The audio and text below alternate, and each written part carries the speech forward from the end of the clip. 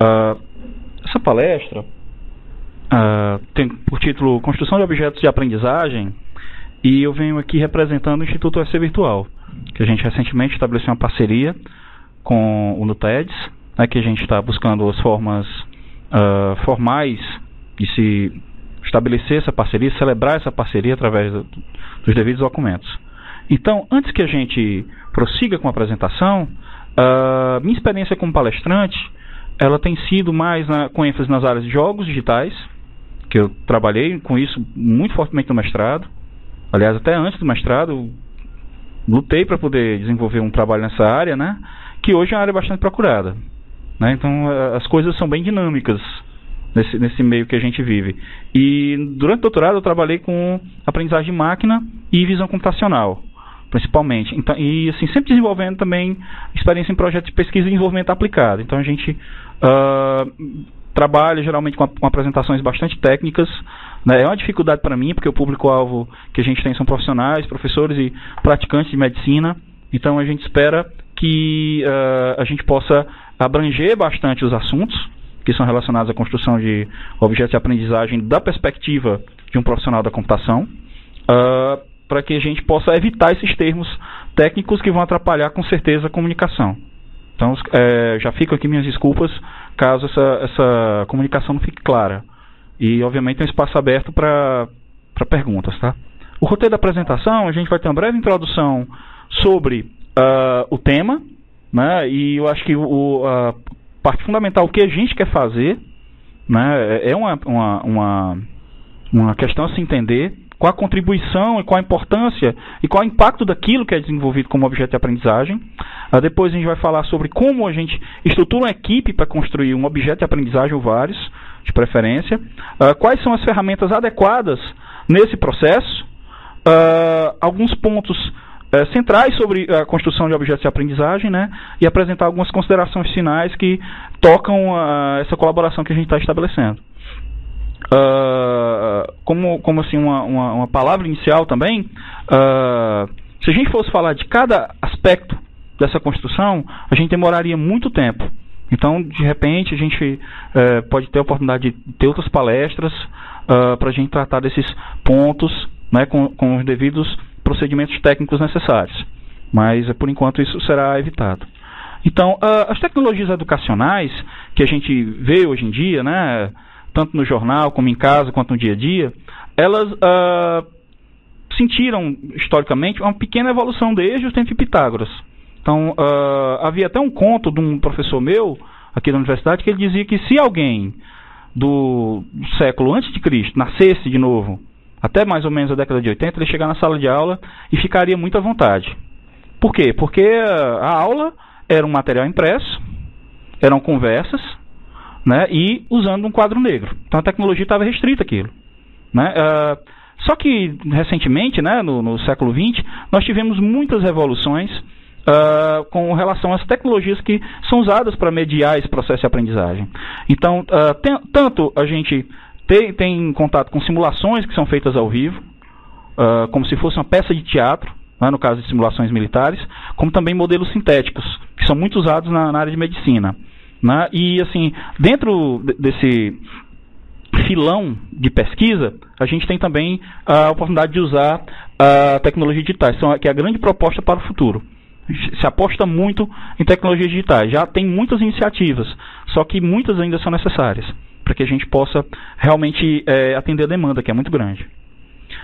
Os objetos de aprendizagem, eles têm assim como uma conotação principal aquelas teorias dos educadores, né, como Vygotsky e outros, que ainda estou tentando entender bem isso, né, porque eu fazia o aplicativo, fazia um jogo, mas essa teoria pedagógica por trás, isso não me é tão familiar. Então, se eu fosse falar bastante sobre isso aqui, eu acredito que eu atrapalharia mais que ajudaria. Mas a interatividade nesse processo de aprendizado, ela tem um papel fundamental, central. Então, o aluno ele aprende não olhando para o livro, lendo o livro, mas interagindo com o objeto. Seja esse objeto um objeto mecânico, seja um objeto, por assim dizer, abstrato, que você possa interagir, seja um programa de computador. Então, o objeto de aprendizagem, o conceito dele é uma entidade que você pode utilizar, reutilizar e referenciar nesse processo de aprendizagem. Então esse conceito, apesar do escopo dessa palestra, a gente entender como objeto de aprendizagem é só objeto de aprendizagem feito em Flash, que é o programa de computador, não, ele é um conceito mais amplo, né? No caso de tecnologias digitais, tem um potencial enorme de aplicação, em que a gente pode usar tecnologias como as simulações por computador, para assistir aspectos em que a realidade, o realismo da simulação, em que a sensação de realidade é necessária, ou até mesmo ambientes que você não pode reconstruir simplesmente num programa de computador usando um algoritmo simples. Técnicas de realidade virtual, que são muito usadas, né? Desde aí, a gente tem esforços desde meados da década de 40 do século passado, que temos esforços de realidade virtual sendo empregados. Os próprios jogos eletrônicos, que eu poderia dizer que são um ramo de realidade virtual, estaria dentro dessa realidade maior, e outros elementos midiáticos, como vídeos, com pequenas animações, que não constituem em si uma tecnologia muito interativa, mas que também pode ser usada. Aqui a gente tem uma imagem para ilustrar, que data de 1947, com um dos primeiros simuladores de voo. Então você vê aí um cientista sentado em algo que parece um objeto de uma academia de musculação, mas isso era um dos primeiros simuladores de voo. Para entender o valor disso, imagine que você, no meio de uma guerra, né, com tantas questões éticas, morais, culturais, né, patrióticas envolvidas, os bombardeadores, eles deveriam saber jogar a bomba certa no local certo, na hora certa, que isso ganhava uma guerra. Então, os Estados Unidos, percebendo essa importância estratégica, começou a desenvolver esforços para simular, para treinar bem esse sujeito que fazia o bombardeio. Um instrutor não poderia voar com o aluno no avião e gritar para ele as instruções. Então, a gente percebe que essa interação, ela só é possível dentro do ambiente simulado. Perdoem pela falha aí do software, mas são coisas que nem a gente que trabalha com isso pode prever, né? Então, essa interação poderia se dar usando esse ambiente muito restrito, muito rudimentar, mas o instrutor poderia passar instruções: olha, agora a gente vai simular uma turbulência. É assim que você deve se comportar para guiar o avião e obter o máximo de precisão no seu bombardeio. É tanto que os computadores em si, eles foram desenvolvidos nessa época com o propósito de realizar modelos de simulação para esses bombardeios, né? Sempre o mal guiando um pouco a humanidade. Aqui a gente tem a foto do Sutherland, que ele trabalhou com realidade virtual. Esse objeto estranho que ele estava usando na cabeça, né, era o hardware mais avançado da época. Devido às limitações da época, o trabalho dele não floresceu como deveria. Para vocês terem ideia, ele pegava as portas lógicas, que são pequenos componentes eletrônicos, para fazer os componentes do computador dele, com os cálculos matemáticos, com tudo embutido. Ele chegou a soldar milhares e milhares desses componentes para poder fazer uma pequena simulação. Eu peço uma pausa só para ajustar aqui a apresentação, pessoal, para não ficar desconfortável. Pois bem. Então, esses esforços já eram empreendidos na época, só que o dinheiro sempre vinha da área militar. Aqui algo, né, que vocês devem conhecer muito melhor do que eu, né, que são esses modelos desmontáveis do corpo humano, para que se estude a anatomia, né. Há algumas diretrizes aí dos comitês de ética, do próprio MEC, né, de ONGs, para que se evite o uso de animais em laboratório, para dar aula, corpos, cadáveres, né. Eu até, assim, particularmente divido uma coisa com vocês: eu queria ter feito odontologia. Eu pensei bastante antes da computação. Mas, quando eu vi que eu ia ter que mexer com um cadáver, eu fiquei com o pé para trás. Eu não, só uma partezinha, né? Mas eu fiquei com o pé para trás. Eu não... É tão inocente ali, tá morto, não mexe com ninguém, né? E hoje em dia eu tenho mais medo dos vivos, né?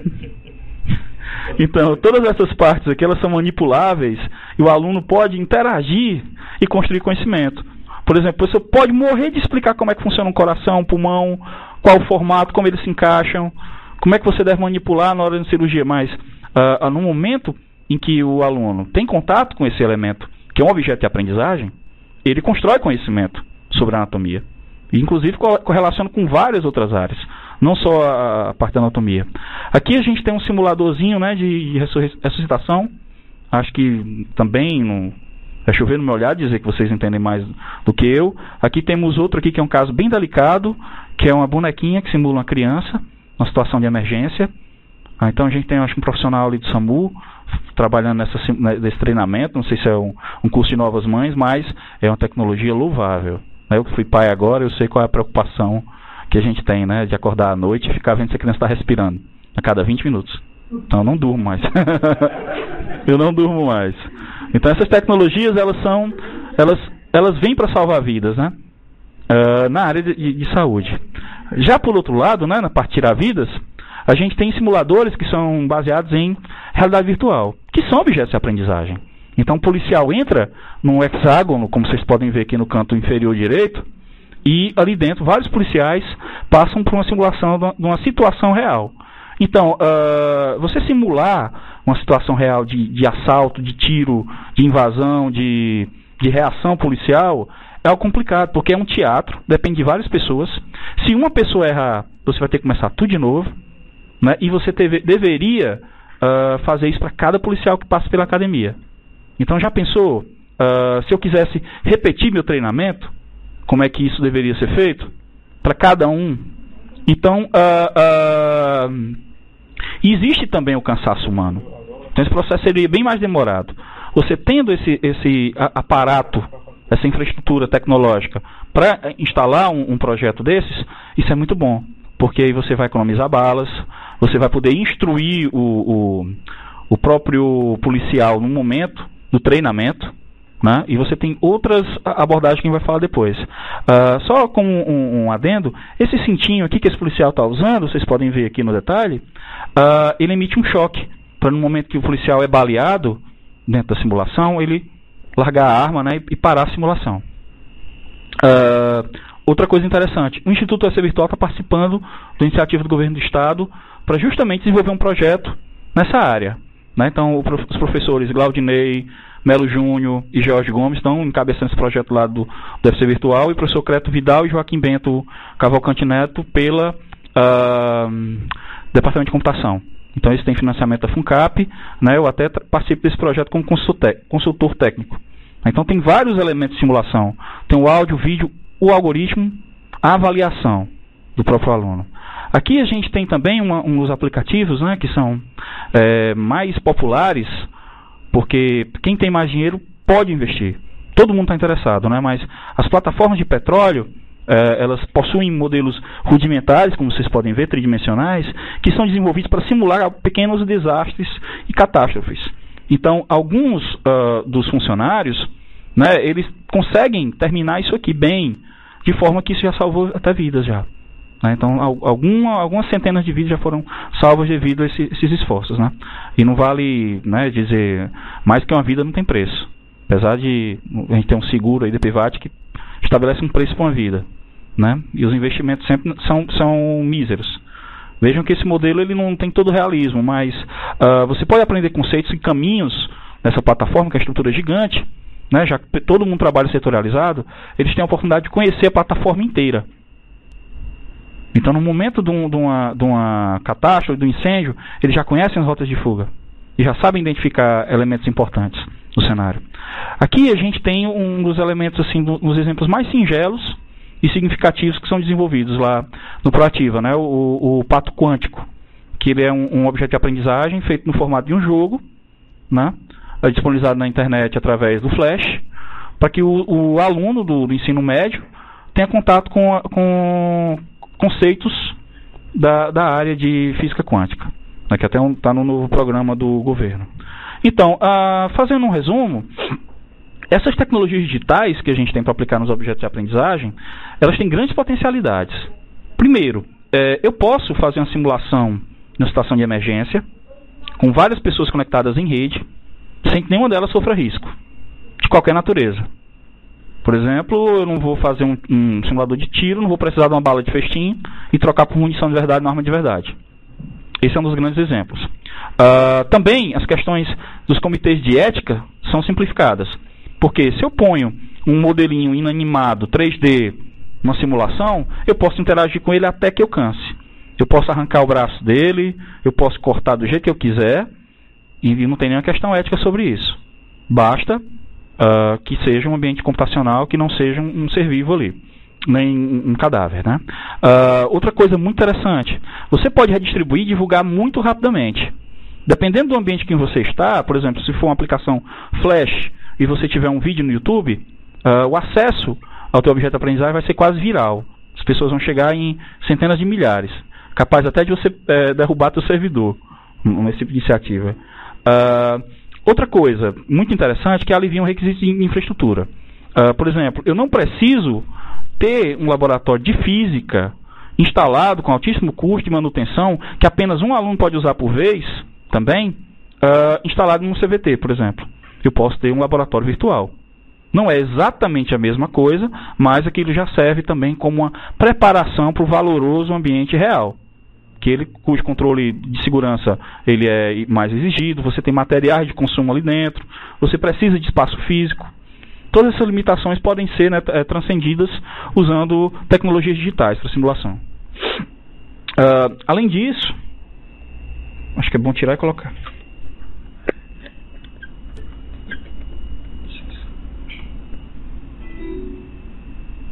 Voltou, né? E também materiais de consumo que são caros, por exemplo, as balas no ambiente de simulação de tiro, elas têm um custo. Então, se o aluno, num curso de tiro, por exemplo, ele tem um simulador, ele pode dar 300 tiros, um custo baixíssimo. Enquanto para ele dar um tiro com uma bala de verdade, você tem um custo muito grande. E o maior custo seria o risco, né, de acidente. Outra coisa, se eu quero fazer uma simulação com várias pessoas trabalhando, interagindo no laboratório, além de eu poder tornar isso seguro, eu posso também encurtar distâncias usando a própria internet. Eu posso interagir com alguém que está lá no Japão, alguém na Europa, alguém na África, né, com a comunicação intercontinental, né, reunindo esse grupo através do mesmo objeto de aprendizagem. Obviamente isso envolve técnicas mais específicas para você implementar isso. Muita gente não consegue implementar, né? Algumas pessoas que conseguem fazer isso no seu objeto de aprendizagem geralmente recorrem a recurso do Flash, que é pago, né? E outra coisa, né, que eu acho que é o principal, o último ponto, que é o potencial de interação, que ele é gigante. Você pode, numa simulação dessas, eu errei alguma coisa, eu não preciso chegar até o final. Eu posso errar quantas vezes eu quiser e repetir o treinamento. Além de poder fazer isso, a gente pode gravar o treinamento, seja em vídeo, seja também usando a própria infraestrutura do programa, para você fazer um replay e dizer, olha, foi aqui que você errou. Você deveria ter procedido desse jeito. Né? Então, assim, muitos dos homens, acredito, que estão nessa sala, devem jogar videogame e sabem do que eu estou falando. Você pode salvar o estado do seu joguinho. Não, muitos dos homens. Geralmente as mulheres não jogam, exceto minha mãe. Não, mas elas jogam. Esses conceitos estão caindo por terra, né? É muito mais rápido. Acho que a mulher amadurece mais rápido, o homem amadurece mais rápido. Muito bem. Então, nesses videogames, é comum que você salve o estado da sua partida. Então, às vezes, você não consegue adiantar aquele estado da partida, você volta para aquele ponto que você salvou, né, aquele ponto até onde você acertou, e a partir dali você continua. E com essa possibilidade de replay, o instrutor pode retocar e instruir a pessoa para que ela passe daquele estágio do treinamento. Digamos, uma cirurgia, você tem toda a preparação, deve ter a parte da asepsia, imagino eu, depois você vai preparar o paciente, e depois você vai entubar, colocar o sujeito lá, fazer uma série de incisões. Então, se o sujeito vai estar fazendo uma cirurgia na amígdala, aí o cara faz uma incisão nas costas, você pode voltar, né? E olha, até aqui você foi perfeito. Até aqui você tem um caminho um pouquinho mais fácil, né? Você não vai começar pelo pé, uma cirurgia no pescoço, né? Então você pode voltar àquele momento e instruir o aluno, in loco, sem risco para o paciente, sem risco para o aluno. Isso é fantástico. Inclusive, essa parte de avaliação e de explicação de erros, tem muita pesquisa acontecendo que eu acho que seria a parte mais valiosa de você não ter apenas o objeto de interação. Você ter também essa questão da avaliação e sugestão de erros automático. E isso ajuda muito o professor. Por mais que a gente diga que um professor por turma é suficiente, Quando eu estou dando aula para meus alunos de educação à distância, eu me sinto pouco. Eu gostaria de ter um dia de 60 horas, mas eu não tenho. Né? Muitos professores aqui adorariam, né? Eu acredito que todo mundo está nessa sala, adoraria atender pessoa a pessoa, caso a caso, mas falta tempo. Né? Você tem um cronograma e daqui a pouco chega outra turma, chega outra disciplina e você não pode fazer isso. Já com esse recurso digital, não vai substituir, obviamente. É imprescindível a posição do professor, mas você pode ajudar o professor nesse ponto. Né? Ajudar o aluno também. Então tem grandes ganhos. Só que essas tecnologias digitais também têm algumas barreiras culturais. Por exemplo, essa que estava na minha cabeça aqui, de achar que mulher não joga videogame. Mulher não joga videogame. Mulher joga videogame também. Então essas barreiras culturais às vezes são um pouco complicadas de você transcender. Você pega um aluno como o meu pai, que nunca viu um computador, nunca usou um computador, e você introduz num mundo desse, cheio em que você tem uma nova alfabetização, você teria um problema introduzi-lo nesse ambiente, porque ele não saberia usar nem um mouse. Então temos esse risco. Só que esse risco vai diminuindo à medida que a tecnologia se estabelece de uma maneira ubíqua, em que aquilo se confunde com o seu dia a dia. Por exemplo, um celular que você usa hoje, você nem imaginava, 20 anos atrás, que você não ia passar um dia, 1 hora sem um celular. Inclusive, eu acho que se tirar meu celular 1 hora perto de mim, eu vou ter uma crise de asma, que eu nunca tive. Pois é. A gente se sente sem voz. Né? A gente se sente sem voz, sem essa cultura. Então, a gente precisa também de infraestrutura de telecomunicações para fazer as aplicações mais avançadas. Um OA em que você interage com um serviço que está numa nuvem de computadores. Você precisa dessa infraestrutura. E essa construção, para fazer o objeto, envolve uma equipe multidisciplinar. Porque, veja bem, não basta a gente ter aqui as melhores intenções de fazer um simulador de cirurgia. A gente precisa de um engenheiro que analisa a parte de materiais, que me dê um método numérico que vá funcionar. A gente precisa de um bom programador que consiga transformar isso em código. A gente precisa de um artista para poder ressaltar, né, e para poder trazer a atenção do aluno para aquilo que é mais evidente, que deve ser mais evidente na aula. A gente precisa também de um gerente de projeto, que é uma pessoa que às vezes a gente não conhece, mas é o famoso fazedor, né? Inclusive, acho que a melhor tradução de gerente do inglês para o português é fazedor. O manager é um cara que faz. E às vezes a gente não tem essa cultura, assim, o pessoal não joga esse empreendedorismo na formação da gente. Então, às vezes, a gente precisa de uma pessoa que toque isso como um projeto, um produto que deve terminar. Né? E outra coisa muito importante é essa parte da simulação. Para você fazer um objeto de aprendizagem que atenda a área de medicina, em particular, você precisa ser especialista na área. Você precisa também de alguém que transforma aquilo em algo realista. Aí você vai precisar de outro especialista. Eu diria que para fazer um simulador de cirurgia, eu precisaria de um especialista em realidade virtual, para fazer a coisa gráfica. Eu precisaria de um especialista em materiais, um especialista em simulação computacional, e precisaria, obviamente, do nosso indispensável médico, e também do pedagogo. Então, isso tudo é abraçado por várias perspectivas. E, obviamente, se você precisa de uma simulação complicada, você vai precisar de um hardware mais moderno. Uma máquina mais modesta não vai fazer uma simulação de elementos finitos, que o pessoal usa aí pela engenharia. Né? E outra coisa que eu acho... Diga, por favor. Não, mas eles usam bastante. Por exemplo, no caso, eu não sou da engenharia, eu cheguei a trabalhar com isso. Eles usam para quê, professora? Para simular traumatismo dentalveolar e ver o que é que aconteceu num dente. Olha. Modelagem elementos 3D. 3D. Estava usando qual elemento? Brick? Brick. O brick para ver como quebra, né? O break, né? Piadinha interna, né? Então, os resultados práticos, eles também têm esse problema, não são garantidos. Por mais que você tenha uma ideia de que a sua ferramenta que você concebeu como elemento didático, um elemento pedagógico, de interação, ela é fantástica, você só vai poder sentir isso através da reação dos alunos. Então, se você chega com um formulário, entrega para o aluno, ou você sente através das notas, a gente não tem a garantia de que as notas são realmente um instrumento para você medir isso. Você deveria medir isso na qualidade de vida do paciente que é atendido pelo aluno que foi treinado usando o seu objeto de aprendizagem. Isso é algo intrincado. O resultado só vai aparecer bem depois. Então, como é uma área experimental, inerentemente experimental, você não pode dizer isso vai dar resultado, isso vai revolucionar. Né? Todo esforço ele deve ser empreendido. Mas a gente percebe que isso é um tema de pesquisa, não só um tema de aplicação. A gente deveria chamar isso de pesquisa aplicada.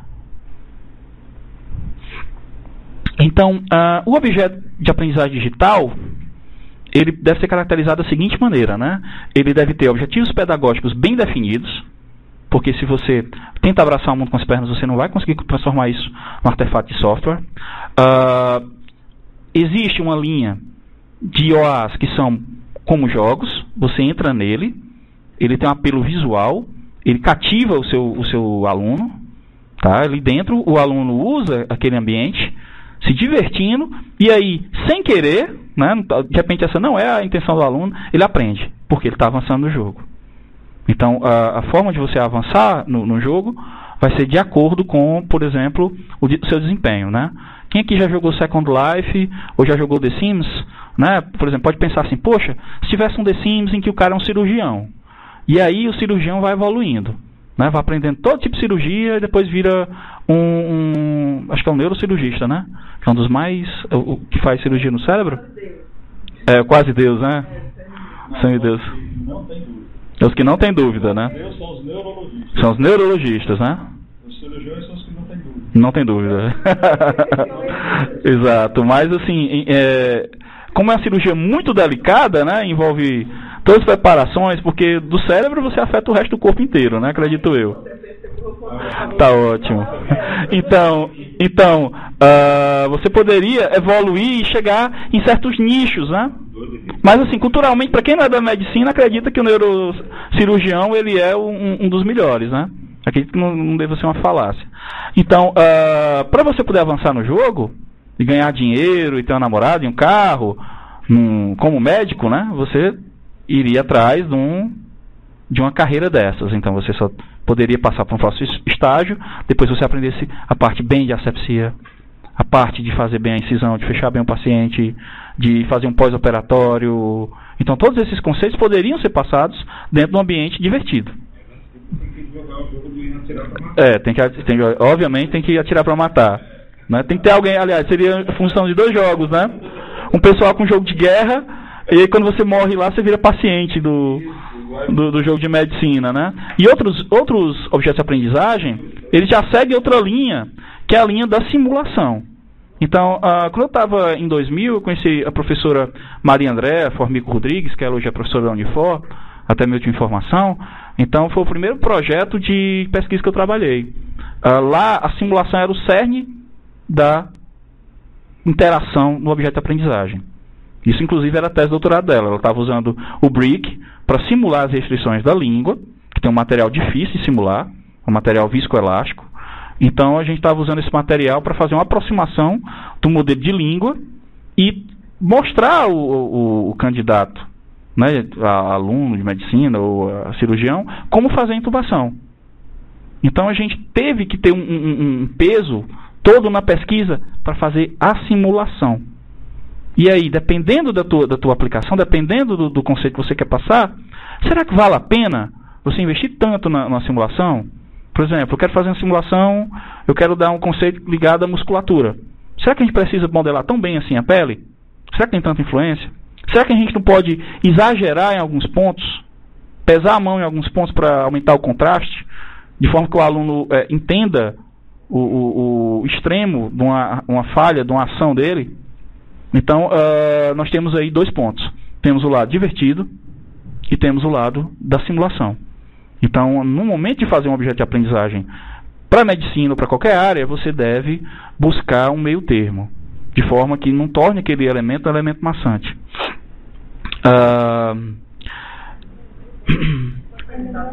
Pode. Então deixa para o final, né? Questão de tempo, até a apresentação um pouco longa, né? Então, para fazer o objeto de aprendizagem, nós temos muitas plataformas. Apesar da gente dizer que web, dispositivos móveis, está tudo convergindo, existe essa convergência, você pode fazer um objeto de aprendizagem que se instale no Windows, no Linux, numa versão do Ubuntu, num Linux que seja médico, né, como até o próprio Rogério que está aqui defende, que a gente use. Então, no momento que você escolhe uma plataforma dessas para você fazer o seu objeto de aprendizagem, para disponibilizar, você está impondo também restrições do ponto de vista de engenharia de software. Então, você não pode, por exemplo, desenvolver para iPhone, até essas últimas versões que eu tive noção, em Flash, que ele não suporta. Você deveria optar por HTML5. Né? Sobre essas tecnologias que a gente está falando aqui, eu sei que vocês já estão bem embasados para a gente falar delas, mas eu evitei porque eu não sei qual era o público geral, tá, pessoal? Então, no momento em que você vai limitando o seu ambiente, uma das grandes coisas que você faz em jogos é abraçar suas limitações. Então, se você tem uma limitação, abrace ela e use ela como uma potencialidade. É isso que o pessoal faz quando está programando para consoles, por exemplo.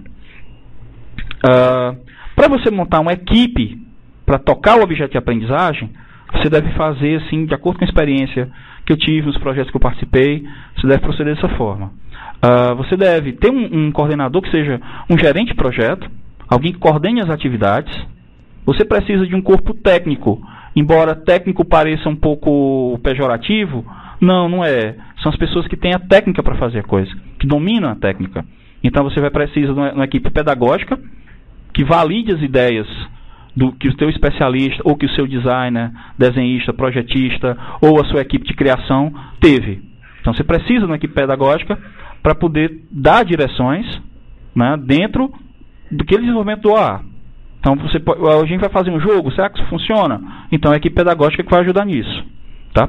Você precisa dos especialistas nas áreas do conhecimento. Então você precisa, sem dúvida, de pessoas que conheçam aquele assunto que você quer ensinar. Porque sem esse sujeito é inútil fazer um objeto de aprendizagem. Ele vai ter resultado pífio. Mas pelo menos isso é sabido. Né? Já que você não tem certeza que vai ter aquele impacto revolucionário na área de ensino, você pelo menos deve evitar o contrário. Né? Além disso, você vai precisar de analistas e programadores. Esses analistas são analistas tanto de software, analista de HC, interface homem-máquina. Você vai precisar de analista também de ergonomia, também, e outros tipos de consultores que você puder trazer para o teu projeto. Aí você vai precisar também de um corpo artístico, que são os desenhistas, o modelador e animador. Esse cara é fundamental para você ter a mídia que você vai colocar dentro do teu ambiente, e um compositor e um técnico de áudio, que é algo que a gente às vezes menospreza também, quando faz a aplicação. A aplicação que eu fiz em 2000, ela era muda, você não sentia nada. Né? Hoje em dia a gente tem tecnologias que você pode, por exemplo, simular uma batida no sino. Então a gente tem problema de tempo ou não? Ótimo. Então, o corpo técnico deve tomar decisões sobre o desenvolvimento do produto, sobre como ele deve ser. Então, definir os objetivos pedagógicos cabe à equipe pedagógica. Na realidade, não só definir os objetivos pedagógicos, mas casar com as limitações da plataforma que foi escolhida. E definir como é que vai ser esse formato. Vai ser uma simulação? Vai ser um ambiente de realidade virtual? Vai ser em rede? Não vai ser? Então, essa equipe que vai determinar que tipo de interações dentro desse objeto de aprendizagem que são importantes para o aluno. Né? Outra coisa que eu acho que é fundamental para você ter o resultado final é delimitar que soluções tecnológicas são necessárias para você fazer esse objeto de aprendizagem. Se você escolher a linguagem de programação errada, em uma ferramenta não útil, você vai demorar mais, você vai gastar o seu dinheiro e não vai fazer o seu objeto de aprendizagem. Outra coisa muito importante é fazer prova de conceito. O que é que isso significa? Digamos que vocês aqui vão fazer um bisturi, né? Novo. Então, você tem que testar com alguma coisa antes. Você não pode chegar e dizer, olha, isso aqui pode cortar carne humana, que isso aqui que vai estar bom para o paciente, vai ser bom para o médico. Não, você tem que testar essa tecnologia antes. E na área de você fazer um software, não é diferente. Você deve definir que provas de conceito são significativas para você atingir o final do seu produto. No caso, a gente pegou um modelo, quando eu fiz o meu trabalho, a gente pegou um modelo de uma língua, a gente aplicou uma simulação usando um software chamado Felt, a gente usou um modelo linear e a gente usou um modelo também viscoelástico. Usando esses materiais, a gente comparou as deformações. E a gente viu que para tempo real, já que o modelo viscoelástico não rodava, a gente poderia usar o linear, que expressava bem o sentido pedagógico. A gente não queria, perceba, fazer um simulador de entubamento. A gente queria fazer um objeto de aprendizagem que passasse os princípios pedagógicos de um entubamento. Então, como era essa interação da blade com a língua do paciente? Né? Então, e algo que a gente não vai poder fugir, no caso de trabalhar com biologia e outras tecnologias, é fazer pesquisa e desenvolvimento. Afinal, é isso que diferencia a universidade. Se a gente estivesse desenvolvendo um produto para vender, um objeto de aprendizagem para vender e colocar na internet e cobrar pelo acesso, isso aí poderia ser feito por empresa. Mas, no caso desse tipo de objeto de aprendizagem, ele deve ser feito pela universidade. A tese que eu defendo de todas as formas. Porque para você atingir esses métodos, essas formas de você viabilizar o objeto de aprendizagem, não tem outro jeito. No caso particular de medicina, não tem outro jeito. Para qualquer área que você vá para a odontologia, vá para a neurologia, você tem uma particularidade que deve ser atendida na sua total plenitude. E sem falar também que assim, um máximo de áreas deve ser atendida. E eu acho que não tem outro lugar para atacar isso senão a universidade. E no final, eu acho que o grande trabalho do corpo técnico é você ter a ideia de como esse produto vai ser especificado e implementado na forma de software, como elemento de software. O corpo artístico, obviamente, vai lidar das questões que tornar o teu produto atraente. Você não vai colocar cores gritantes, a menos que você queira. O corpo artístico vai estar lá para mostrar para você, que é técnico, que é programador, que é professor, pedagogo, como é que você usa aquela arte que está disponível para você fazer seu objeto de aprendizagem, de forma a você expressar a sua intenção verdadeira. Então, se você está ensinando arquitetura, você vai ter um artista que vai desenhar e vai passar aquele sentimento para ti. Né? O desenhista ele tem um papel central, porque no momento de você fazer um jogo ou objeto de aprendizagem, você precisa desses conceitos de arte que sigam a tua linha pedagógica, tem que ser compatível. Né? E, além disso, geralmente esses jogos grandes, o pessoal contrata um desenhista renomado, o cara vai lá, cria todo o universo, personagem, dá as cores, dá o estilo da arquitetura, estilo dos objetos, né? E ele faz todo o traçado para embasar os demais artistas. Então, o modelador e o animador seguem essa linha que o desenhista traçou, que fez esse conceito de arte, e passa isso também para o projetista e também para o compositor de áudio, que vai fazer trilhas sonoras, quando aplicável, né, para aquilo que se pretende fazer. No caso, o técnico de áudio também ele é necessário, porque uma das principais contribuições que a gente tem recentes dessa coisa do áudio é que a gente vai para o cinema, você assiste um filme, explode algo, você sabe o que foi aqui atrás. Você tem essa sensação do áudio espacializado, tridimensional. E um técnico de áudio é fundamental, no caso de simulações que precisam desse recurso. Você tem que saber captar, você tem que saber transformar aquele som, filtrar, inclusive fazer os mínimos ajustes para que o áudio saia bem. E isso é algo bem difícil de fazer. Sem uma pessoa especializada não é possível. Então a gente vai partir agora para a parte assim, mais prática, tá? Que são a escolha das ferramentas, falar do processo de construção.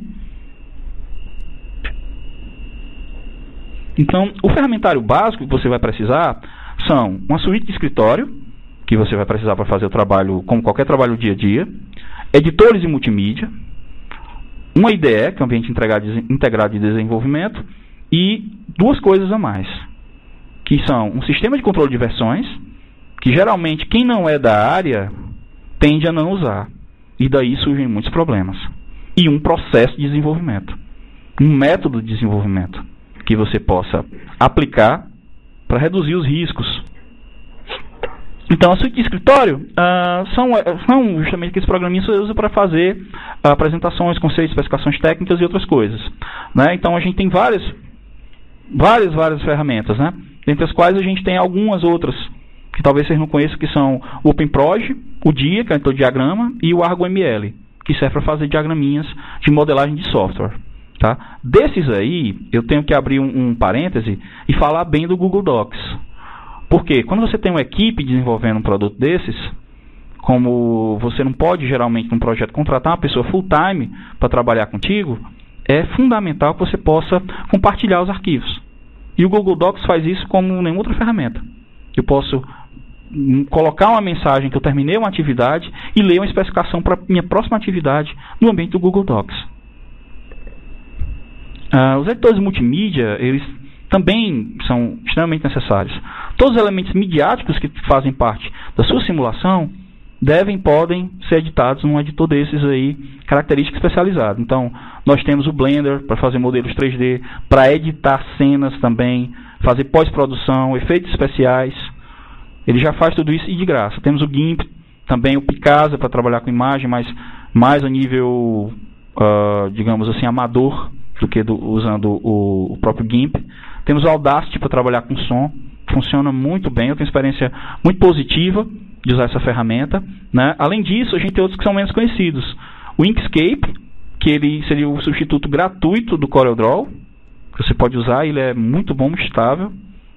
Todos esses softwares que eu estou falando aqui, eles têm uma forma de rodá-los no Windows, né? Eu não estou colocando o link dessas ferramentas aqui, pessoal, porque eu acredito que essa apresentação vai ser disponibilizada e é muito fácil achá-las. Está tudo muito bem divulgado, vai lá no Google rapidinho, até para a gente economizar tempo.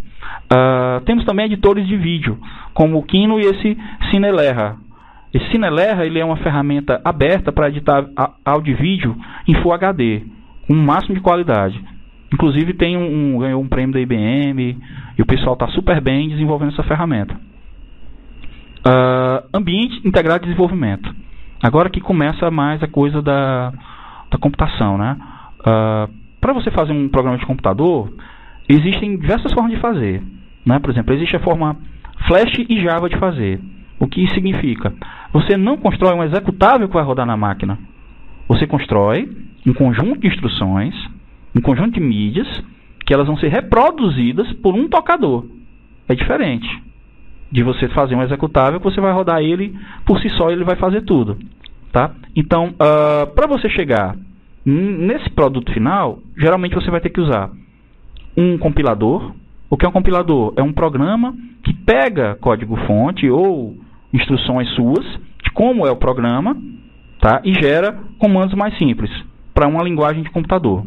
O montador que transforma isso em linguagem de máquina, tá? O depurador, ele serve para executar a tua instrução passo a passo, para que você possa detectar problemas e possa fazer testes também.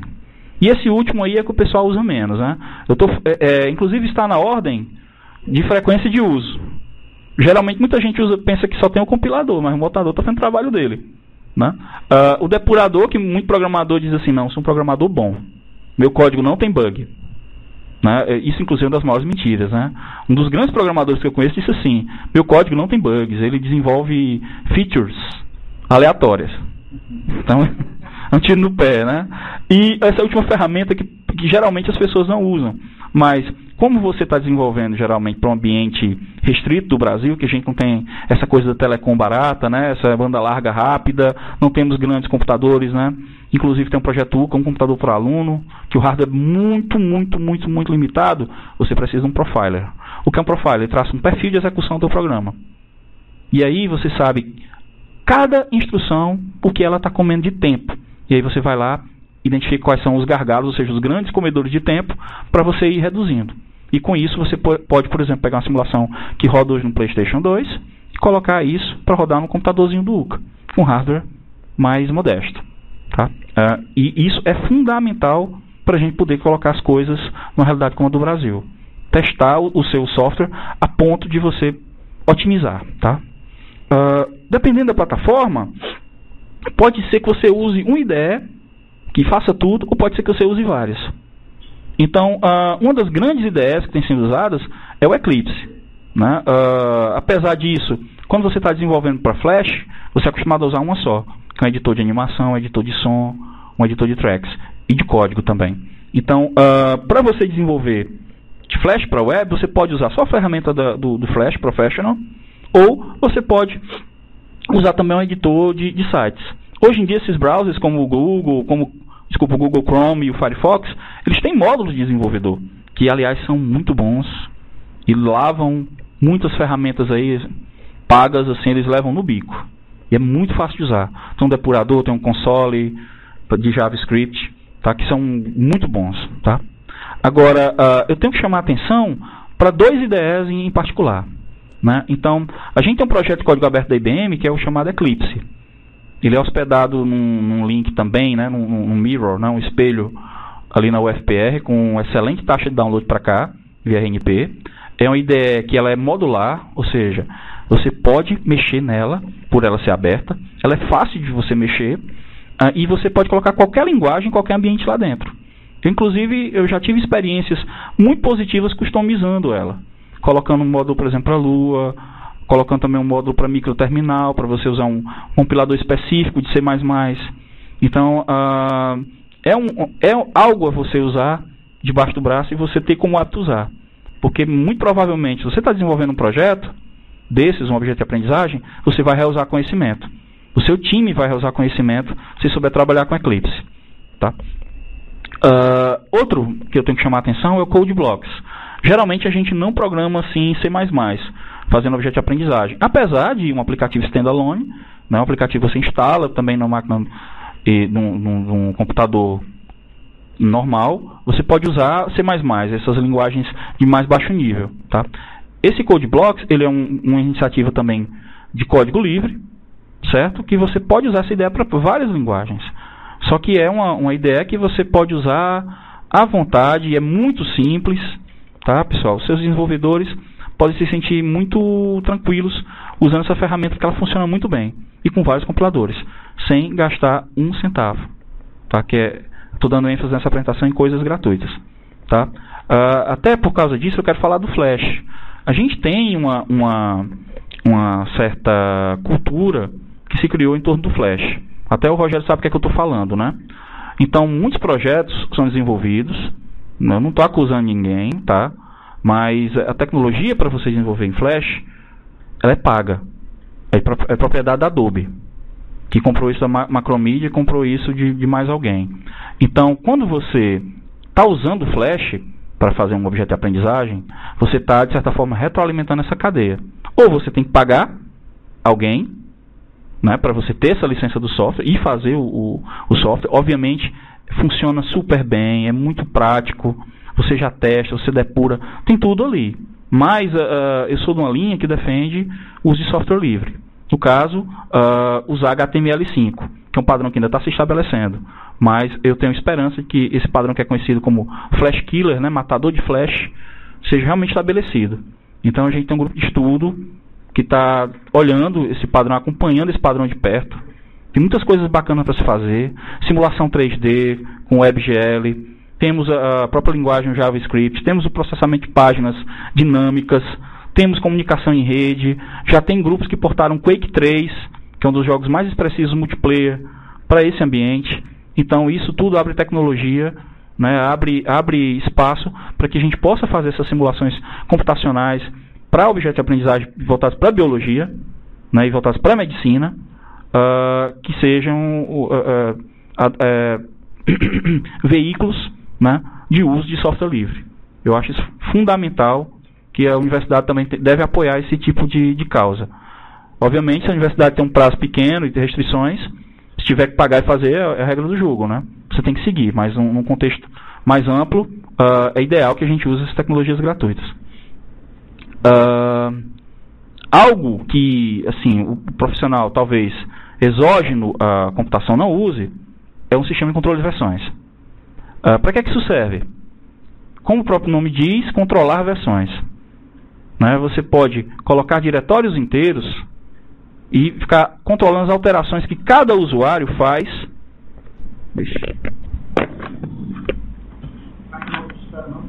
Não. Pronto. Então você pode controlar tudo que cada profissional, membro do teu time, faz nos arquivos. Né? É muito parecido com o que o Google Docs deixa você fazer, só que online.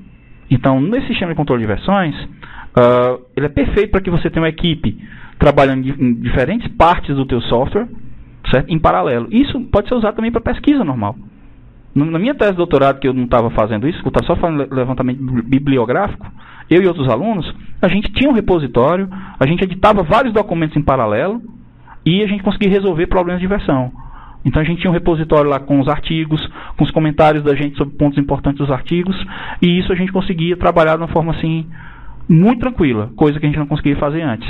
Que a gente só tinha um documento doc, né, que todo mundo aqui já deve ter trabalhado desse jeito com artigo, né? Eu estou escrevendo meu artigo aqui, aí eu mando, o Rogério dá uma revisada, passa para o Luiz, passa para mim. Só que enquanto isso, enquanto o documento está fazendo esse trânsito, todo mundo quer trabalhar no arquivo. Ou eu fico parado e acabo desenvolvendo mais o meu artigo, né?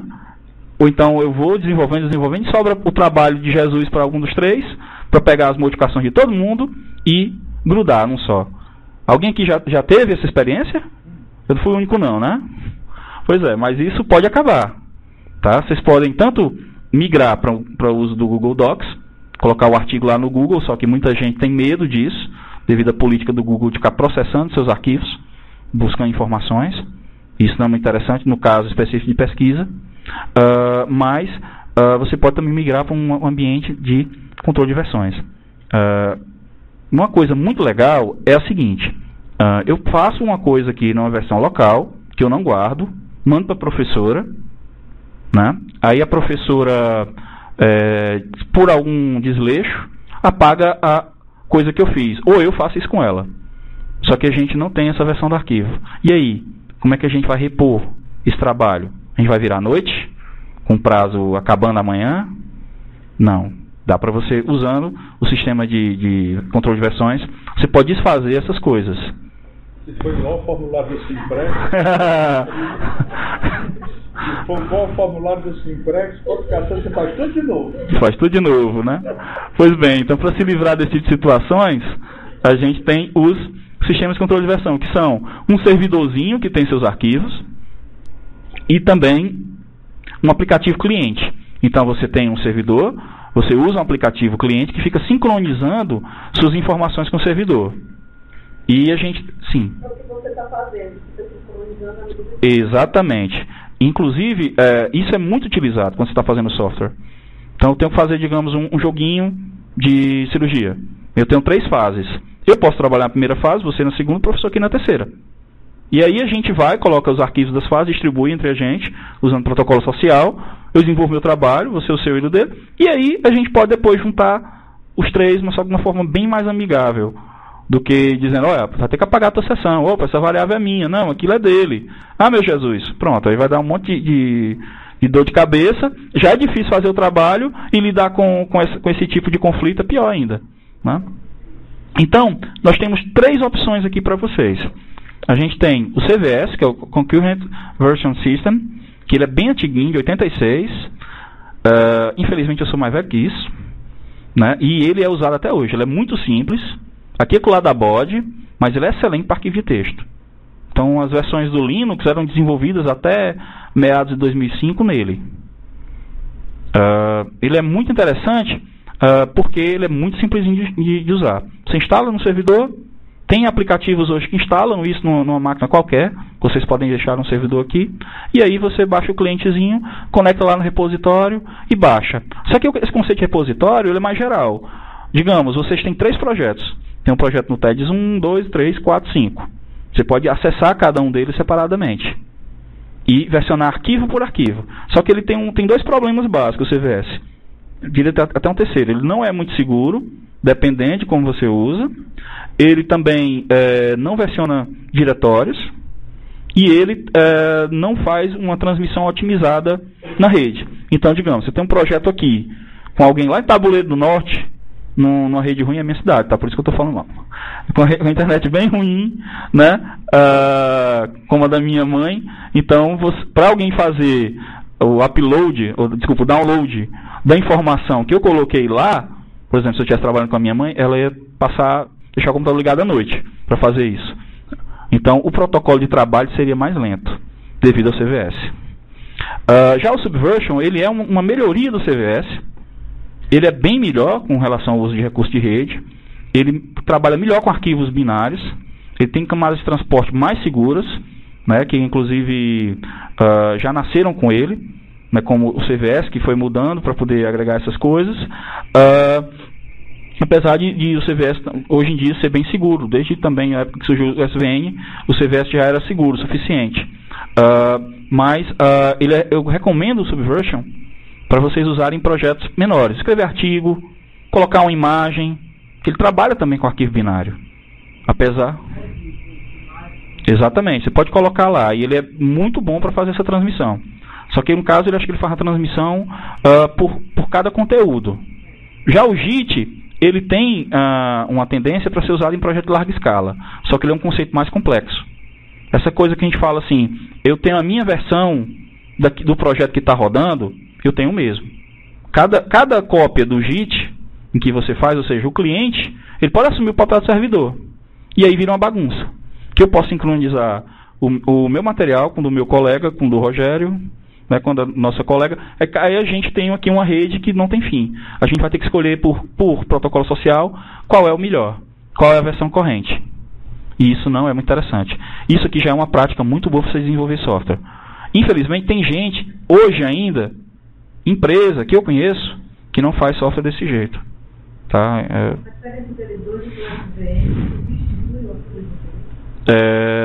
No caso do JIT ou entre o JIT e o SVN? Não, no caso do SVN o modelo é centralizado. O repositório ele fica num servidor só e acabou. Para eu poder operar nele, eu opero através só do cliente. Exato. Já com o JIT eu faço uma cópia do repositório. Então, digamos, a tua cópia inteira na máquina. E a tua cópia na máquina do cliente serve como servidor também.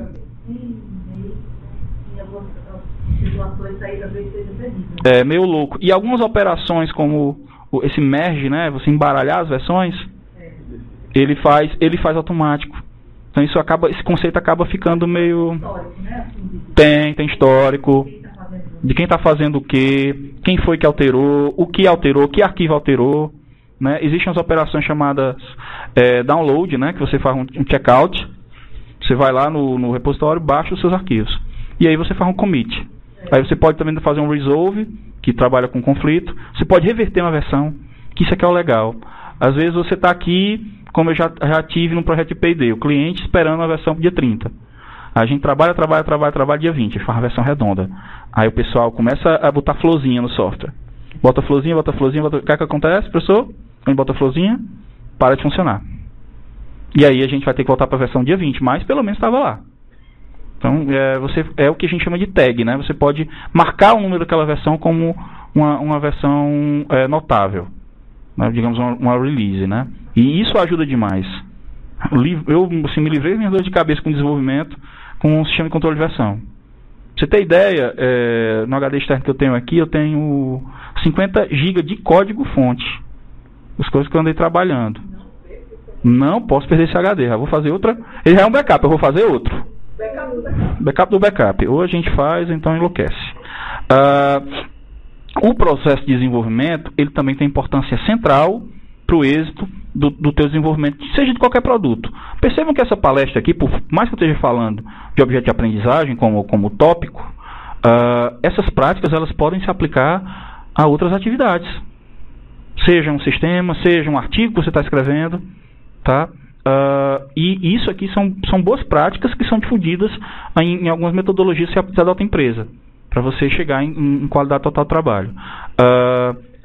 Geralmente, você não adota um processo de desenvolvimento. Você tem um acordo social, que você chega na empresa, sente como é que ela funciona, ou chega no departamento. Então, aqui dentro, a gente mais ou menos tem um organograma, e você segue o organograma, tá bom. É aquilo ali, a forma de trabalhar. Mas o processo de desenvolvimento, ele facilita isso.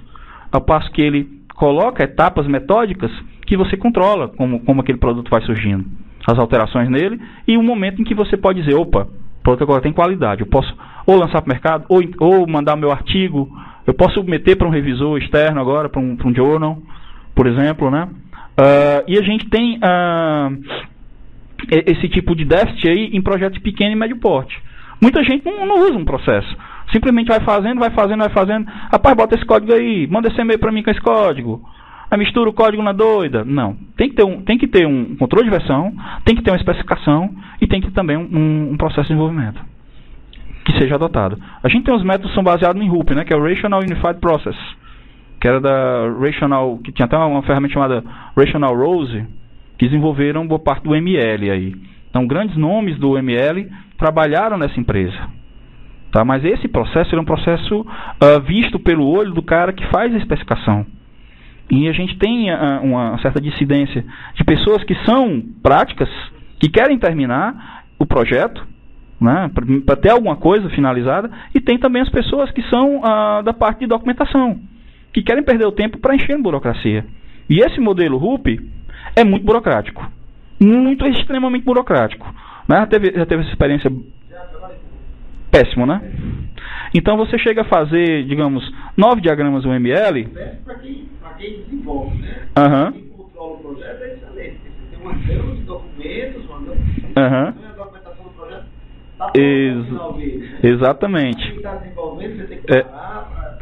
Mas por que é ruim para quem está desenvolvendo? Porque não é só a quantidade de documentos que você tem. Você tem uma miríade de coisas que você tem que fazer. Mas além dessa miríade de coisas que você tem que fazer, você tem que entender uma coisa. Quando você chega para alguém, especificamente na área de software, ou na área de pedagogia, ou de qualquer área, as coisas mudam. Então, no início, você tem uma visão do teu produto. Essa visão vai sendo maturada, e você espera que essas visões, elas incorporem a especificação do seu produto. Então, essa especificação do RUP, ela não tende a ser dinâmica. E o processo em si é muito engessado. Por isso que as pessoas estão migrando para aquilo que a gente chama de métodos ágeis, que é o XP, que foi o começo da bagunça, né, organizando a bagunça, uma bagunça organizada, para você ter um resultado, e o Scrum, né, que já tem, inclusive, certificações, né? Então, eu até estou atrás de fazer uma para mim, só para entender melhor o processo. E o interessante desses métodos ágeis é que eles são muito bons se você aplicar em projetos pequenos, projetos difíceis, intensivos. Por quê? Porque você não tem aquela ênfase em fazer papel. A ênfase do projeto Scrum é no produto. Então, nessa metodologia que é ágil, você se adapta para aquilo que é essencial. O que não, então, as prioridades vêm primeiro, que é uma das frases mais antigas, mas às vezes a gente não consegue seguir isso. Por exemplo, eu tenho uns alunos que eu oriento em visão computacional, mas eles estavam muito preocupados em fazer uma aplicação que pegava lá o reconhecedor de placa de veículo e pegava um web service aí no governo para checar aquela placa, dados dela. Estavam muito ligados nisso, só que a gente está apresentando resultado no reconhecimento da placa. Então, esse tipo de coisa do RUP, ele tem um paralelo com isso. Você gasta muito tempo com a documentação. Dizem, né, 80% de acordo com as especificações de tempo você gasta com a especificação, 20% com a implementação. Realmente você só vai implementar depois que você entende, né? Mas você não tem um resultado palpável para ganhar o cliente. Se chegar alguém com XP do lado, ele vai lá e rouba teu cliente. Chegar alguém com Scrum do lado, vai lá e pega teu cliente. Porque ele tem um resultado. E outra coisa, no Scrum a gente tem poucos papéis. A gente tem os stakeholders, a gente tem o Scrum Master e aí a gente tem os desenvolvedores. São poucos os papéis. E são todos bem divididos. Então temos as pessoas que controlam os requisitos, temos o cara que controla as atividades, temos os caras que fazem provas de conceito, os líderes técnicos. Isso tudo numa hierarquia que você ainda pode customizar, que é o problema do RUP. Você não pode pegar esse método de desenvolvimento e mexer nele, que fica estranho, né? Então o Scrum ele é feito para ser adaptado. Então o produto ele vai aparecendo desde o comecinho. Então você está fazendo um artigo com RUP, você vai fazer especificações do artigo. Você não vai escrever o artigo direto.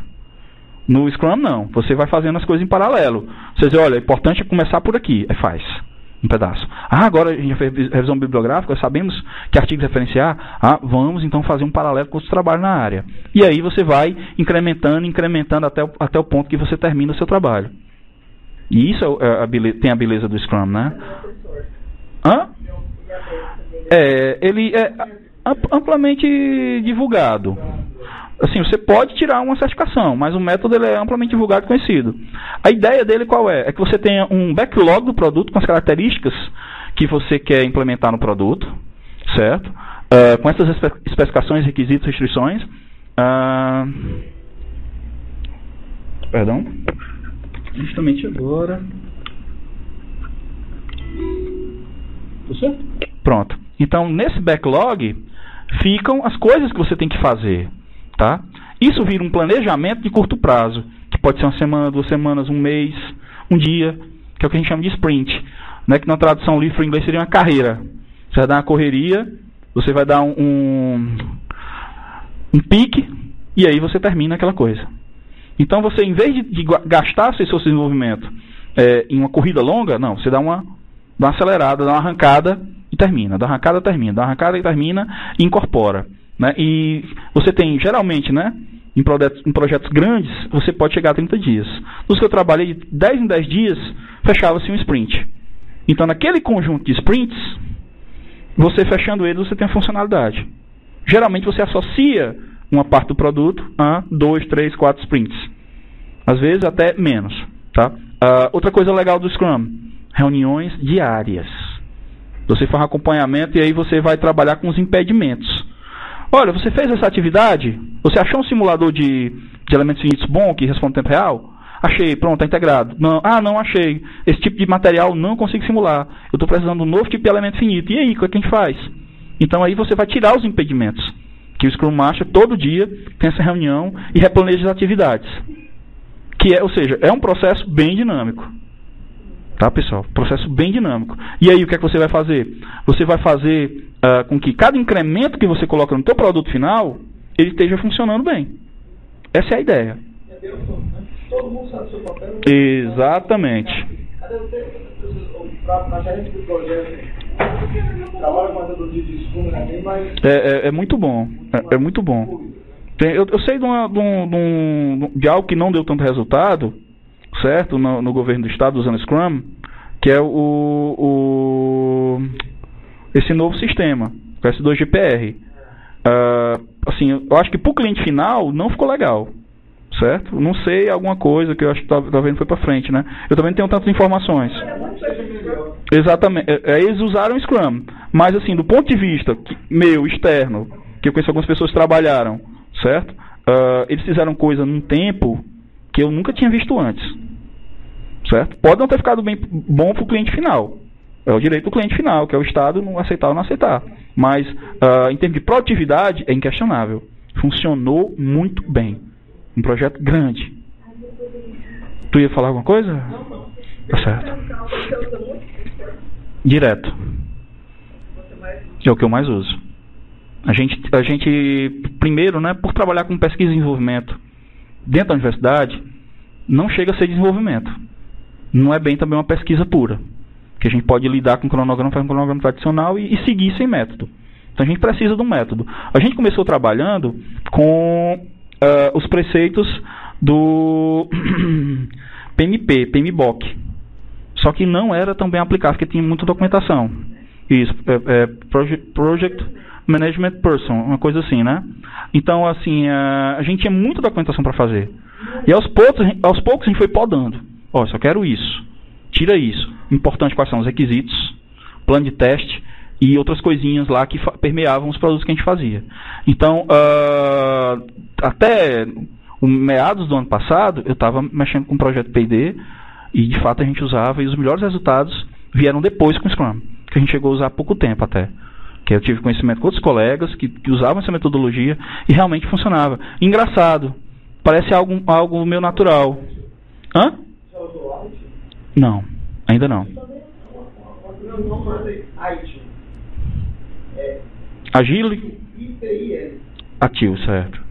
Ele também é uma metodologia muito boa e é bastante utilizada para gerência de projetos, né? E é baseado em todo o PMBOK, NCPM, todas essas coisas.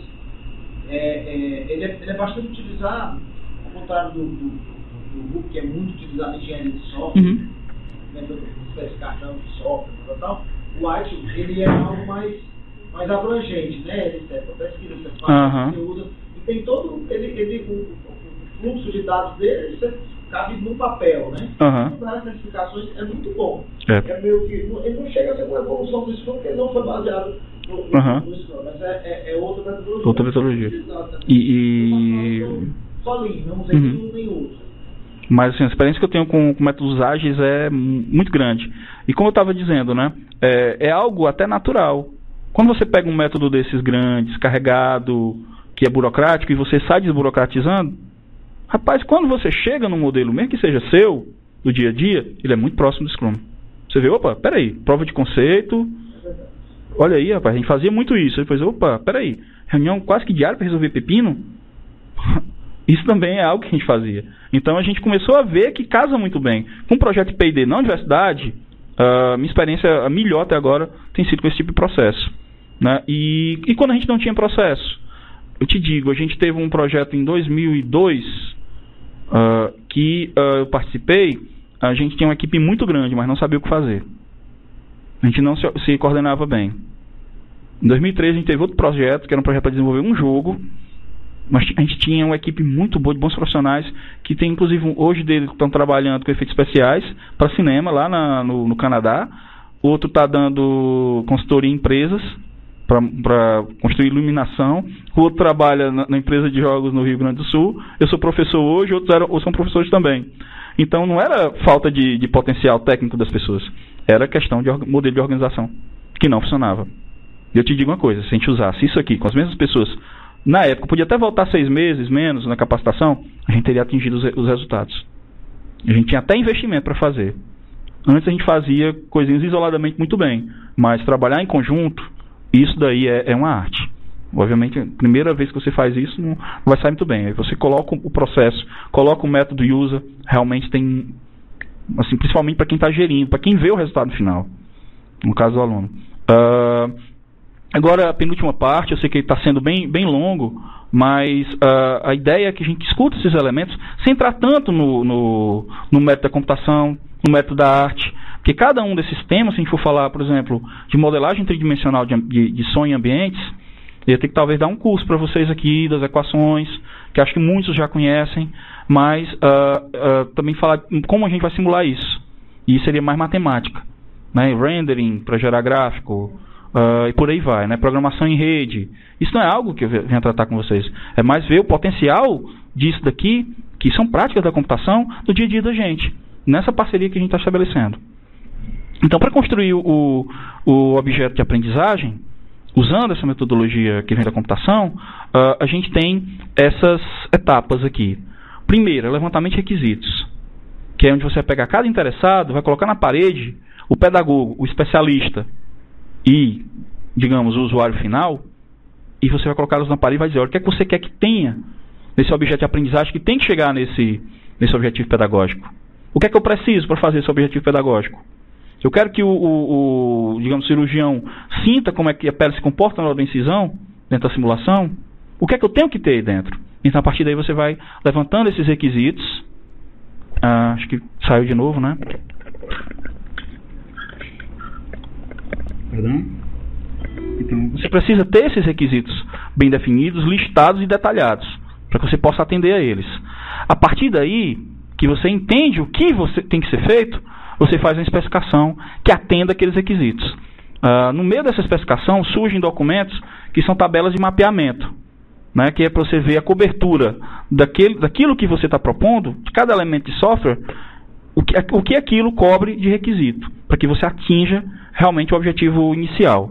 A partir daí você faz um cronograma de atividades, usando a metodologia, e vai acompanhar essas atividades usando o teu processo, seja Ruby, seja Scrum, seja esse Agile, né, que você acabou de falar?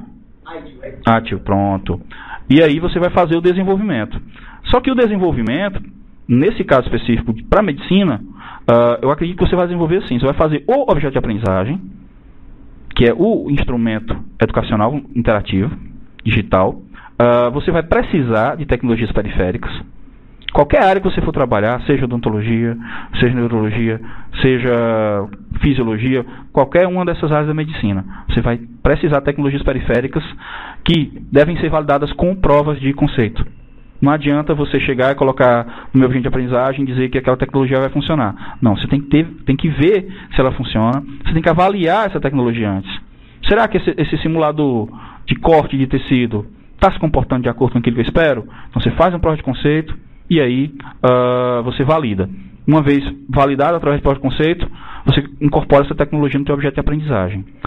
Você tem que fazer a documentação técnica, porque ela é essencial para que você tenha várias pessoas trabalhando ao mesmo tempo na mesma atividade. ou em atividades em paralelo. Então daí vão vir alguns diagraminhas, algumas especificações.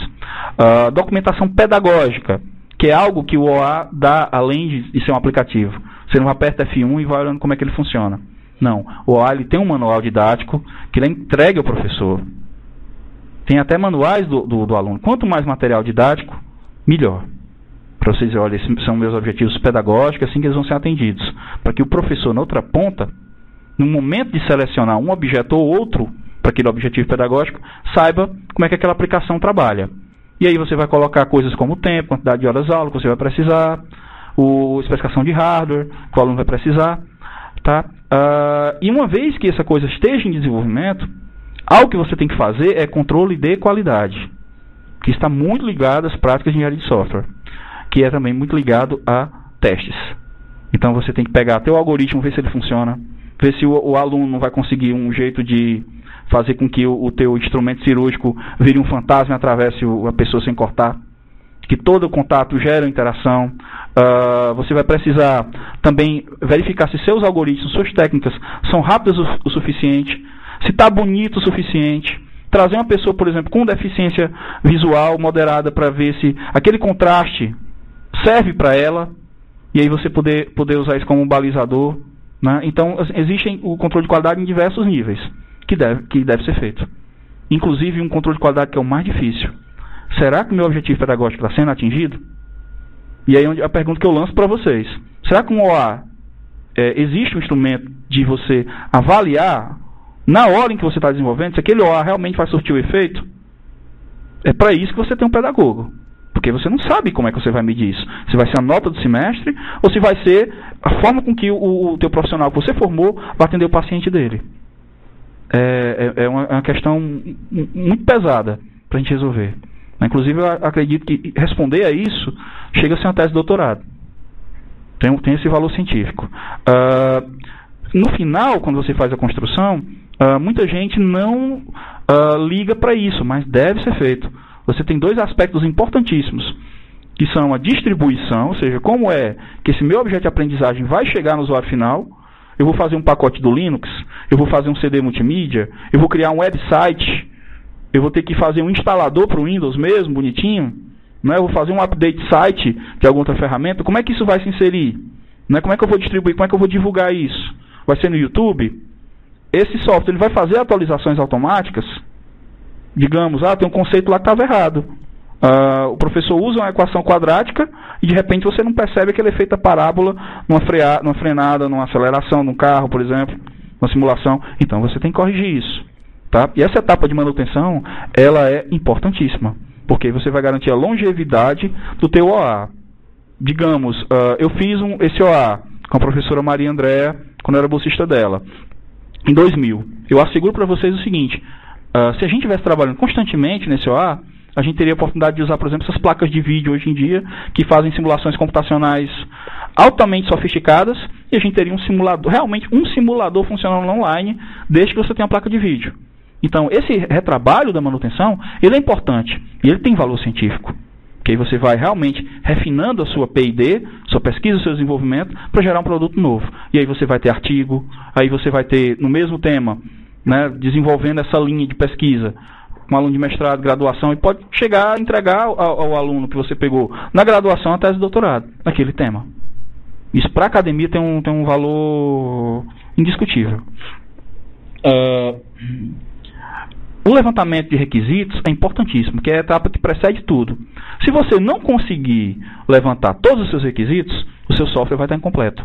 O seu OA não vai atingir os objetivos. Né? Percebam que o que a gente está fazendo aqui é usando os princípios de otimização. Para você otimizar alguma coisa, você tem que ter um produto. Por outro lado, às vezes você otimizar não significa chegar no melhor ponto.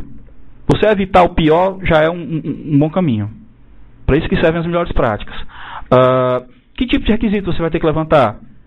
Os pedagógicos, só revisando os funcionais, que é aquilo que o software tem que ter. Isso aqui é bem de engenharia de software. Né?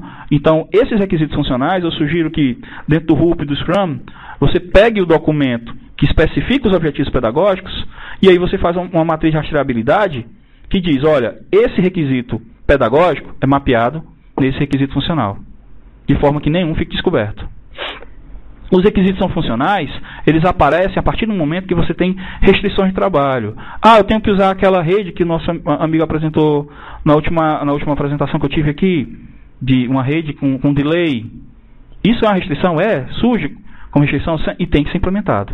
São requisitos não funcionais, são restrições que você tem que abraçar devido ao seu ambiente.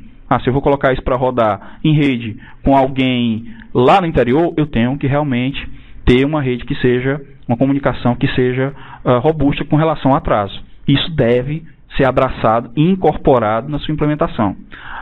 Então, que tipo de restrições aparecem? A plataforma, a linguagem de programação que você tem, digamos, vou fazer algo para iPad, que até onde eu saiba, né, não tinha Flash. E aí você vai ter que migrar para outra solução. Né? O próprio ambiente que dita isso. Né? A memória que você tem para trabalhar, o tempo de processamento, o tempo de resposta.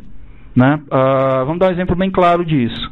Se você está fazendo uma simulação com resposta por força, digamos, você está usando um dispositivo com joystick, e ele tem resposta tátil, a sua simulação tem que rodar a mais ou menos uns 500 Hz, 500 quadros por segundo, na sua simulação física, para poder dar a sensação fluida para quem está usando. Senão o cara vai sentir um elemento tremendo na mão dele. E aí o aluno vai pegar um problema de Lé na mão e não vai aprender o conceito final. Essas coisas têm que ser levadas em consideração. E outro tipo de conceito, que é o conceito audiovisual. Você tem que ter isso claro. Você ter esse apelo audiovisual na aplicação que você está desenvolvendo, principalmente se for um joguinho para ser divertido ou para chamar a atenção por ser bonito, o audiovisual é um dos pontos que você deve atacar. Porque assim, eu tive o prazer de trabalhar com pessoas extremamente talentosas em algumas coisas que eu fiz. E eu te digo, eu gosto de desenhar, eu gosto de animar. Mas assim, você vê a qualidade do trabalho de um profissional, uma pessoa que tem um dom da área, é totalmente diferente. É totalmente diferente. Lhe dá assim, um patamar de qualidade que você não encontra em local algum. Apenas dessa forma mesmo, pegando a pessoa que sabe fazer.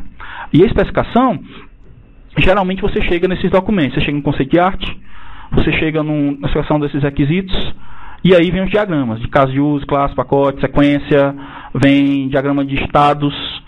De repente você tem que implementar um autômato finito para implementar essa coisa. E aí você vai saber o que é que o software tem que fazer. Aí você sabe também como o software resolve cada probleminha lá dentro. Como é que eu vou resolver a questão de capturar a entrada do usuário usando um force feedback dentro do ambiente web? Como é que você resolve isso? É um problema você resolver. É um requisito, está na especificação. E aí você dá um jeito de resolver. E isso chega na especificação. Você tem que adotar uma solução para isso. De forma que o cenário ideal é, eu chego para um programador qualquer com minha especificação, ele tem condições de fazer. Independente de ele ser um cara, digamos, magistral na hora de implementar, seja meu sobrinho que mais entrou no curso da computação. Uma boa especificação, ela é suficiente para você terminar o teu objeto de aprendizagem ou qualquer artefato de software. Outro ponto que a gente tem que frisar bastante é o controle de qualidade, né? Você tem que olhar se realmente visualmente está apelativo, você tem que ver se a questão pedagógica está sendo realmente atendida, se o guia do professor está de acordo com aquilo que um professor exógeno espera. Para isso é muito bom você ter contato e colocar isso para a pessoa fazer, né? Para alguém que você goste, mas que não goste mais de ti, tenha um senso crítico. Não adianta mandar isso aqui para um grande amigo seu, que não vai ser sincero. Adianta você colocar isso para alguém que entenda da área, que realmente tem espírito crítico. Você tem um manualzinho para o usuário, geralmente é algo que quase todo software tem, né? Mas a parte difícil de você testar, essa que está em vermelho, que é a usabilidade, a interatividade e a acessibilidade. Isso é complicado. E eu acho que essas pessoas aí que merecem os maiores esforços. Alguém que chega no curso de medicina com algum portador de alguma deficiência. Você tem que dar um jeito de fazer seu software atender aquele sujeito. Né? E é difícil. Aquilo ali vira uma pesquisa específica. Tem valor científico também. Né? Tem um esforço todo, mas além de todas essas coisas que a gente pode desenvolver e empreender, a gente pode atender alguém que tem uma demanda. Né? Alguém que se sente excluído. E eu acho que isso é um dos grandes caminhos que a humanidade vai traçar a partir de agora. usando computador. Pegar essas tecnologias e chegar nessas pessoas que só tem um movimento do olho, né, e tornar isso uma coisa mais democrática. Né? E esses aplicativos que a gente está desenvolvendo agora, a gente tem que ter essa mentalidade de tentar usar essas tecnologias. Bem, finalmente, eu peço perdão por me alongar demais nessa discussão, mas espero ter mostrado que desenvolver um produto de software tem algumas facetas que elas não ficam muito claras para quem está de fora. Tá? Eu quis mostrar mais para pessoas que vão desenvolver projetos nesse sentido, como é que você tem uma visão realista de como fazer o produto com a receita que eu não posso garantir para você o sucesso, 100%. Eu humildemente digo para vocês que essas dicas, considerações, metodologias, né, elas dependem da aplicação do profissional em loco. Né, elas por si só não resolvem o problema, mas elas te ajudam a evitar os piores casos. E isso daí é o que vale quando você vai fazer a primeira experiência. Obviamente, quando você vai fazer a segunda, você já pode tirar uma certificação de Ruby, uma certificação de Java, ou uma certificaçãozinha de Flash, ou até mesmo uma certificação de Scrum. Tá, pessoal? As considerações finais que eu faço são mais em direções para a gente mesmo seguir aqui. Apesar de ter o programa da Secretaria de EAD, né, da SEAD, do MEC, a gente tem o RIVED, que é um repositório de objetos de aprendizagem. Temos o Proativa também, que é uma iniciativa muito interessante do professor Aires, da professora Maria de Fátima e os professores do Instituto EC Virtual, que tem um repositório de objetos de aprendizagem. Como assim repositório? Você pode ir lá, no caso do Proativa, baixar inclusive os fontes do objeto de aprendizagem, o que é bastante interessante. Você pode ver como é que eles resolveram alguns desses problemas. Tá? E aprender com a parte técnica que eles fizeram. E também você pode buscar elementos para você trazer para a sua aula. Nesse sentido é que estão lá os repositórios, com algumas áreas. Né? As considerações mesmo que eu faço são: fazer um objeto de aprendizagem digital é difícil, é complexo, mas vale a pena. O impacto é muito grande, você tem muitas vantagens tecnológicas, né, nessa aplicação. Você tem que ter uma equipe que é caracteristicamente multidisciplinar, porque sempre que você sair de um tema para outro, você vai precisar de um especialista. Ou se não, o especialista vai ter que aprofundar o seu conhecimento a ponto de virar um especialista na área, para que você possa transmitir aqueles conceitos, né, aqueles objetivos pedagógicos que possam ser cumpridos. Né? É muito interessante usar a engenharia de software, principalmente essas especificações, né, usar o processo de desenvolvimento para garantir a qualidade, né, e a gente precisa fazer, creio eu, muita pesquisa nessa área de controle de qualidade, específico para a OA. Eu acho que ainda mais específico ainda, controle de qualidade para objeto de aprendizagem de medicina, né, e outros tópicos também. Não só controle de qualidade, mas também até um método de engenharia de software. Tem várias pesquisas a serem feitas aqui dentro. A gente pode, por exemplo, através dessa parceria, desenvolver vários objetos de aprendizagem e daí extrair um modelo de processo que seja adequado para essa atividade, para essa finalidade. E aí, por exemplo, um trabalho no mestrado. Outra coisa que eu percebo é que a maior parte das iniciativas, elas acontecem no ensino fundamental e médio. Eu acredito que muito merecidamente, porque se a gente quer um profissional de nível superior bom, a gente tem que realmente trabalhar na formação básica deles, né, desse profissional que vai chegar lá ainda enquanto ele seja um aluno do nível superior, do nível fundamental e médio. Mas a gente percebe uma carência muito grande dessas iniciativas. Eu diria até que tem pequenos números de OA no ensino superior em biologia. Eu diria mais ainda, eu não consegui achar, no tempo que eu tive para elaborar essa palestra, um objeto de aprendizagem de medicina, de nível superior. Eu não achei. Eu procurei bastante. Se você achou? Não, tem, mas é pouco. E os que existem, pelo visto, são pouco divulgados. Que eu procurei em inglês, procurei em português, peguei uns termos em alemão, só que eu já não poderia responder pelo alemão que estava na página, nem pelo japonês e algumas coisas que eu encontrei. Mas isso aqui denota que essa parceria do Instituto EC Virtual com o NUTEDS pode e deve florescer nesse sentido de fazer objetos de aprendizagem, né, na área de medicina. Porque é uma das grandes carências, A gente tem, né, como a gente viu nas outras reuniões, alguns direcionamentos aí das entidades, órgãos superiores para abandonar o uso de cadáver, né, abandonar o uso de pessoas e animais, né, nesses experimentos, no treinamento. E essa pesquisa tem um valor muito grande, porque é uma pesquisa que é vasta. Medicina é um mundo, né, qualquer área de medicina é um mundo, a gente sabe disso. A gente está dentro da universidade e existe uma demanda muito grande. Então, não só, né, pela questão social, nem pela questão de aplicação, né, a gente tem realmente resultados muito grandes a dar, tanto localmente como para fora. Né, e eu até gostaria até de terminar dizendo não só obrigado, mas dizendo o seguinte: eu andei conversando com alguns professores, no caso o professor Henrique Pequeno. Ele tem muito interesse em desenvolver, na tese de doutorado dele, um tema relacionado à saúde.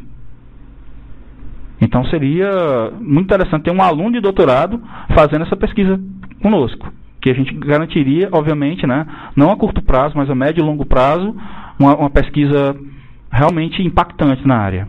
Né? Além disso, também eu não posso falar por eles, né, mas eu posso conversar com o professor Creto, com o professor Bento, da computação. Eles trabalham com realidade virtual, né, e eu me proporia orientar alunos de lá para a gente ter não só resolvido o problema deles de orientar esses alunos, acho que eles tiveram 14 agora, e a gente ter também mão de obra para fazer essa pesquisa. Né, então, e aí eles teriam tema também, porque às vezes o aluno chega num programa de mestrado, doutorado, às vezes sem tema. Então a gente seria buscar essas parcerias, né, de forma que a gente tenha essa simbiose dentro da universidade, que eu acho que isso daí é o caminho. Fazer pesquisa de qualidade, né, e fazer pesquisa multidisciplinar. Assim, eu espero não ter tomado tempo demais. Eu sei que foi longa a palestra, tá? Eu tentei abordar de uma forma geral os temas, tá, pessoal? Peço perdão aí pelos excessos e pelas falhas, mas obrigado pelo espaço, tá?